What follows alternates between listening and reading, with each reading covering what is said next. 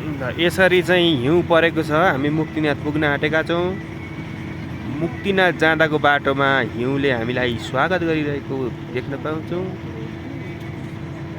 बाक्लो हिउँ।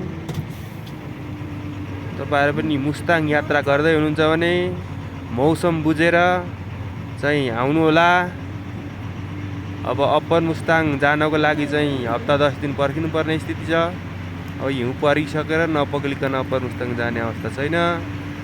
अहिले चाहिँ मुक्तिनाथसम्म चाहिँ यसरी हामी आउँदैछौँ। अब मुक्तिनाथसम्म आइसके पछाडि हामी अगाडि बढ्नेछौँ। हाम्रो छ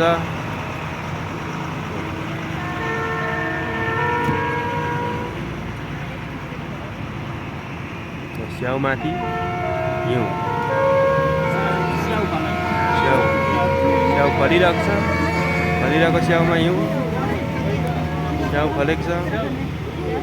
झ्याप झ्याप स्याउ फलेको छ। यस्तो छ।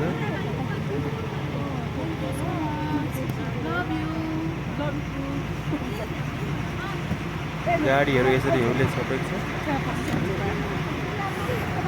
घरहरूमाथि यसरी हिउँ लगभग 4 इन्च 5 इन्च चाहिँ हिउँ छ। हिउँले पुरै यस्तो अवस्था देखिन्छ। पुरै हिउँ छ। अनि बिजुलीको तारहरूमा पनि पुरै हिउँ मात्रै छ।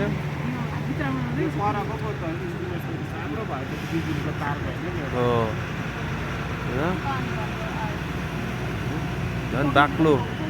झन् बाक्लो हिउँ पर्न थालेको छ। अहिलेको भन्दा धेरै बाक्लो छ। धेरै बाक्लो हिउँ। अत्यन्तै बाक्लो।